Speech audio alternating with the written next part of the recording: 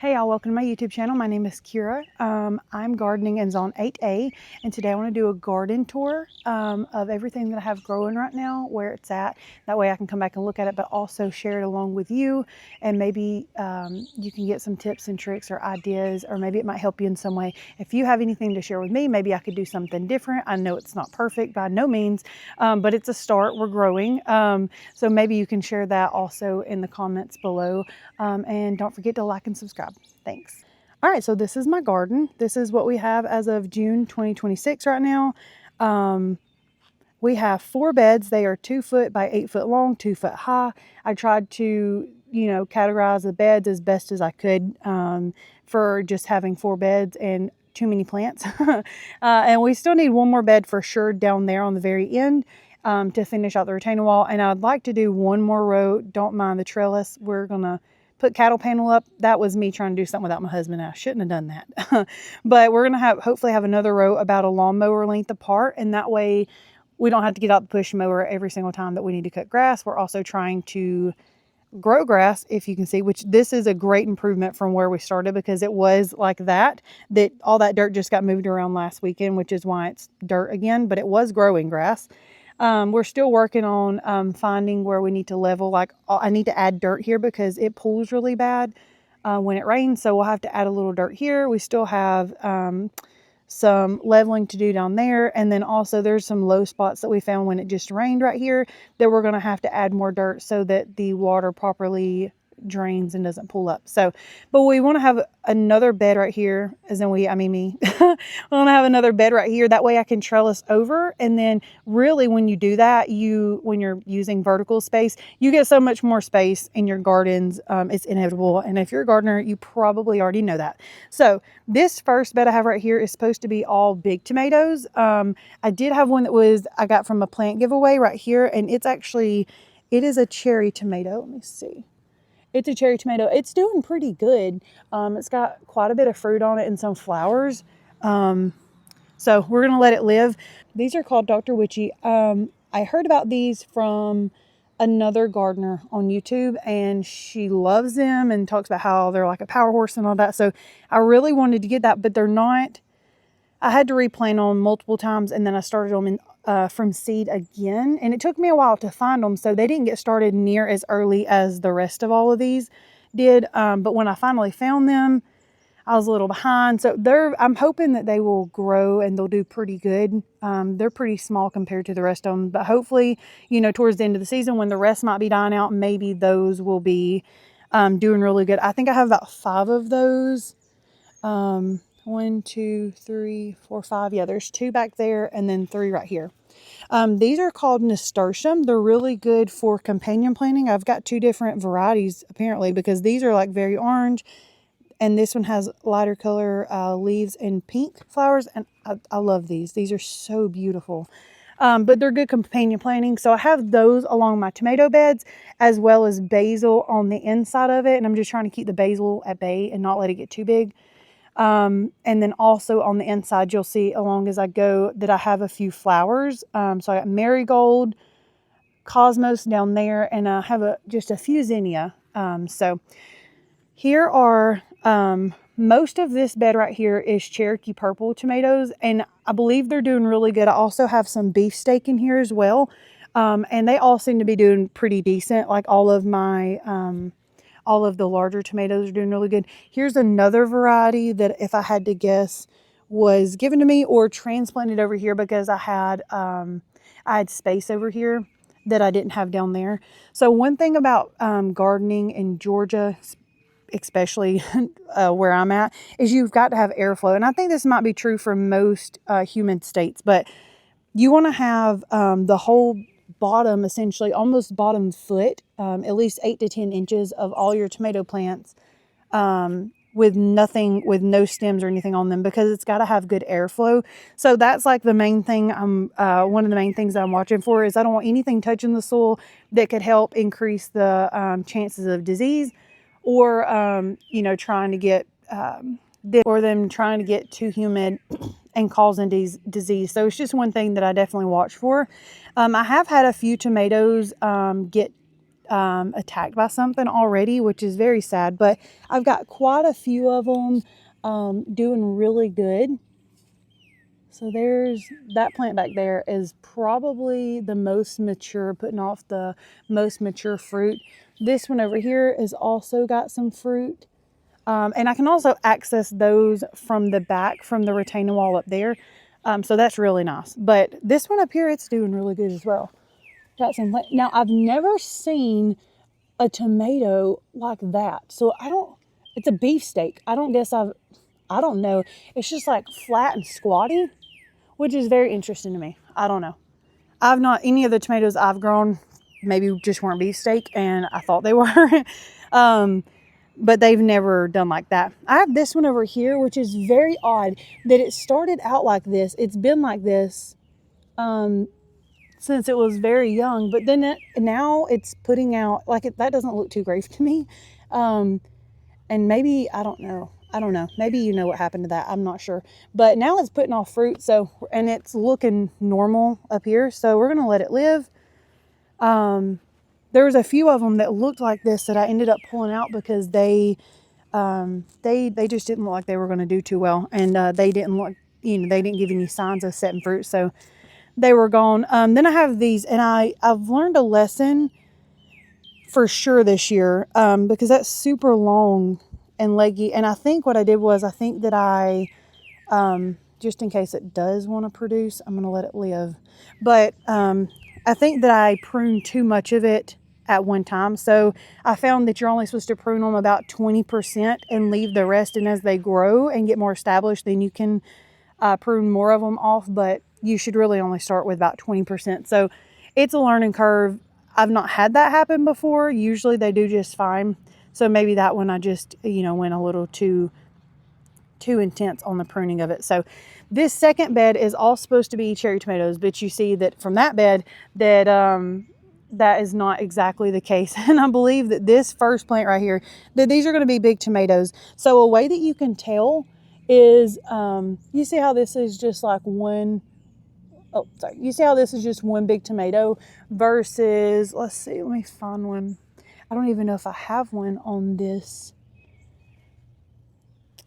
So you see this cluster right here, how it's not exactly like a line. So this versus, let's come back over here, versus this. So these you can tell are going to be a cherry tomato versus like the little cluster that lets you know that it's probably going to be a big tomato, to the best of my knowledge, which is that's pretty much what's happening here. Is I think these are going to be these big tomatoes. Now these nasturtium, they're huge. They get massive. I've pulled so many of them out. You know how you clean your house before people come over? Well, I will just like toss them right here as I'm gardening, and I actually had to clean them up before people come over this past week. And then before I even did this video, I was like, I gotta clean this up. That doesn't look good. So but anyways, they have just got so massive, and I'll just have to take them out because I had them along the front of this bed, like you can see where I believe that actually was one right there with its little stem. But I've just had to pull them out because they're going to take over like my airflow, because my beds are big, but they're not, you still got to have that airflow in them. So, okay. So this bed being my cherry tomato bed, I have a sweetheart variety. I have quite a few varieties. So I actually come out here and I filmed this whole video the wrong orientation last week. And,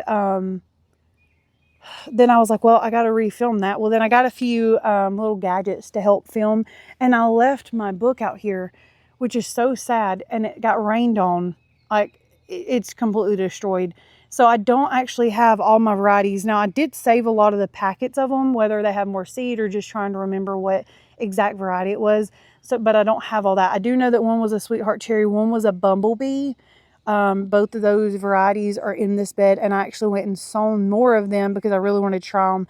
Like right here, I believe these are the ones I re-sowed, and these are, it's time for me to go ahead and split those up. So I'm gonna have to find another home for them, and get them moved around. I have quite a few that need another home. That needs another home. It's not going to be able to live where it's at. So, still got some moving around to do, but most of them are doing really good and already producing a lot of fruit. And I think that by the time that some of them kind of reach maybe getting sick or whatever, or just dying out at the end of the season, the other ones hopefully are going to be going strong. So hopefully I will have tomatoes into maybe August, September here, because it still stays pretty hot. Now, I did want to mention that one thing that I learned my first year gardening was that a lot of people around me were talking about how the season was over. And so me being a new gardener, I was like, okay, well, it's over. So I just kind of let my garden go.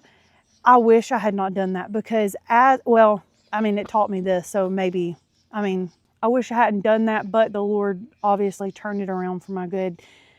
What I learned was those tomatoes kept growing for a very long time after that. And I think this was like end of August. So a lot of people have been used to their plants, kind of not doing so great after that.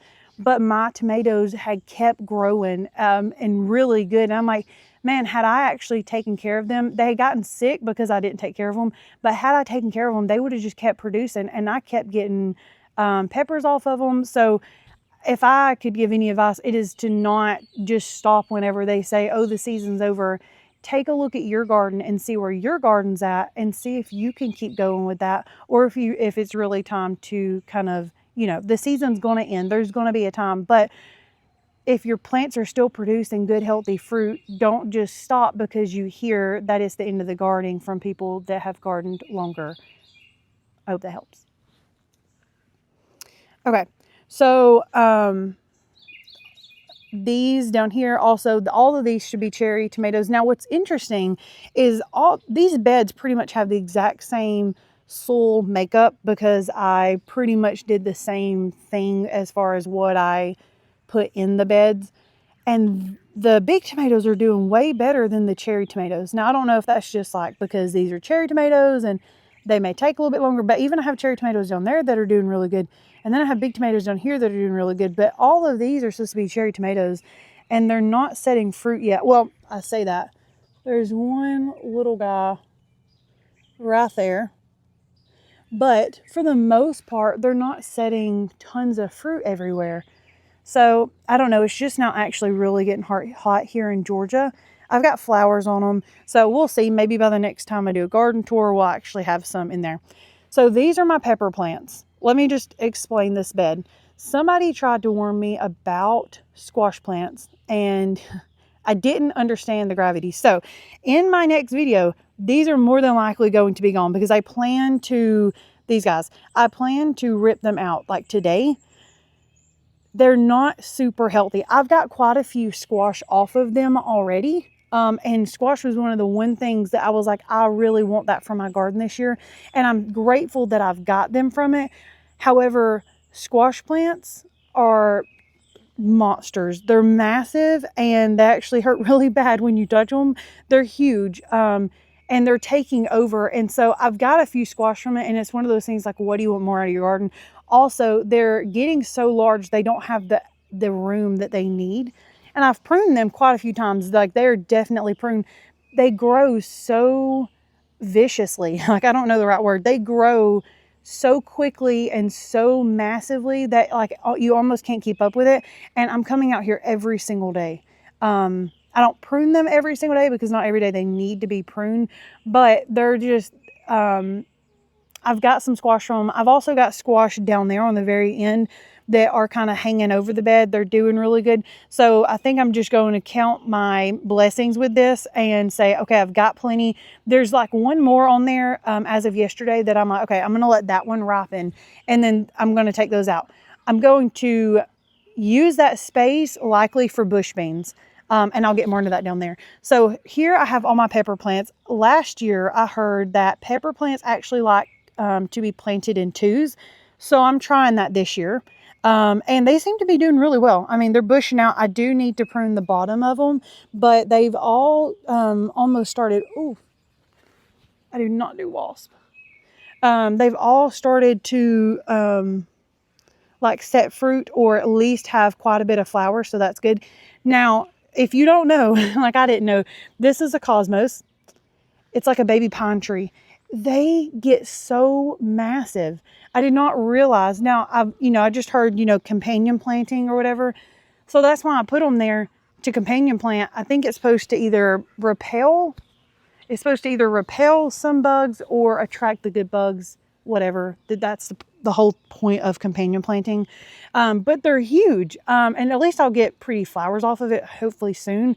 And I don't think it messes with, the production of any of my peppers. I mean, the ones around that are actually taller than the ones over here. So, we're going to let that guy have his space. I do not do wasp. So, I have quite a few. I have some bell peppers. I have some not hot jalapenos, some banana peppers, and some peppercini peppers. And then here are my squash plants, which are getting bigger by the day. So we've really got to get in that other trellis. What I think I'm going to do is down here put the two T-posts, and then because the cattle panel is going to be that wide, so the length of that up and down, so it's going to be pretty big. And so what I may do is bring it out a little bit longer this way. I don't want to cut it down like we cut those down, because next year I want the full cattle panel for when I have the second row of beds and I can trellis over. So I just want to do it long enough apart for my husband to get his lawnmower through for this year, which that's plenty big. And I think if we put the trellis in right here, or the stakes in right here and go over, I think there's going to be plenty. And it's going to give a lot more room to these cucumbers. Now, I had planted watermelon. They died, and I didn't start them from seed again just because they took so long. But there is a melon in here. Let me see if I can show you without that wasp coming my way. You see that guy? That is some sort of melon. So I don't know if it's like a cucumber. I mean, not a cucumber, a cantaloupe, or if it's like a watermelon. Now, this whole variety, I do know. I wanted to try this real bad. Same girl that talked about the Dr. Witchies was talking about this cucumber, and it's called a silver slicer. And she had planted it for years. And so I really wanted that. She talked about how well it did, you can harvest them young or bigger, and they still, they taste pretty good all the same. So in here you can kind of see, I mean, I've got lots of flowers on this, and I hate to take it out, but I mean, look, it's all the way over there into that's the one fruit right there that I was trying to let finish growing, but it grew from here all the way over here, and this was my little cucumber section. So it's just too invasive is what it is, and it's trying to grow all the way into my okra. So this is my okra right here. I have maybe 6 to 7, maybe 8 plants right here, and they're starting to do really good. They weren't doing great, but now they're finally putting on some fruit. They were very small, but it didn't get near as hot as it normally does in Georgia. But they're finally putting on fruit. They're doing much better. And I actually, how I laid these things out, everything looked really good when I planted it. And then I remembered after I had the whole bed planted that I forgot to put in my potatoes. Well, I had done bought them, and I really wanted potatoes. So I went ahead and put them in the ground, and I thought they got about 6 to 8 inches tall, the leaves of them. No, these are potatoes. All this top jungle, all this right here, they're huge, because this bed actually sinks down, because this was our first year, and it started to rain, so they sunk down, and so I'm gonna have to fill it with more dirt next year. But for this year, I was like, it's gonna be what it's gonna be. So they're actually probably like 2.5, 3 foot tall, these potato plants. And then I had my bush beans right here, which I've already got quite a few bush beans off here. I'm actually going to let these, I believe, go to seed. That way I can have more beans to turn around and plant right here where I'm taking the squash out of. And that way I can have more of a bean harvest. And then back here I have an eggplant that was given to me. I don't know if it's going to produce anything. It's getting overran by the potatoes. So basically when I had this bed, I was like, well, I started to see what was happening, and I was like, what do I want more out of this bed? I want the potatoes. That's what I want, because I know that we'll eat them. I know how to cook them. They're just good Southern food. And so I'm letting the tomatoes just grow and do their thing. I don't even know if I'm doing them right. If you have any advice on planting tomatoes or potatoes, let me know. But I'm just going to let them live how they are. Now down here I have put squash plants. quite a while ago before I knew the extent of the potatoes, and they're actually doing pretty good. They're hanging over the side here. That one leaf is not too great right there. These things are so pokey. But they're actually doing okay. I've already got one fruit off of here. There's 2 more right there. I actually probably could go ahead and... Ooh. I could probably go ahead and hit that guy. So, and then there's one more back there I'm going to let be for right now. So if these put things off, great. If not, I'd rather have my potatoes, and we're just going to let it be. Clearly they're putting something off, and I think as they kind of accidentally trellis over here, then I'll see, you know, a little bit more fruit. But this is the last space for the other bed that we've got to do. We didn't have time to really do it, and what we had was good enough for me to get started. So this is still on the to-do list. And then right there's my husband's building. So we want to put some steps right here, some pretty steps, that way I can decorate them, and that way it'll be a good access point up there. Now, depending on how much sun this gets throughout the day, see, because we have these trees right here, and the sun goes right over right there. So they get shaded a lot in the afternoon. They don't normally have a ton of sun on them. So if we actually do get a good amount of sun right here, I may put my potato beds over here next year, but we'll see. We'll see. Right now, it's good as it is, and then we're going to do the steps there. We'll see about down there, because if I could have the tomatoes, which you don't have to do much to my knowledge, out of sight, out of mind, just kind of growing. I just have to water them here and there if, you know, if we're in a drought.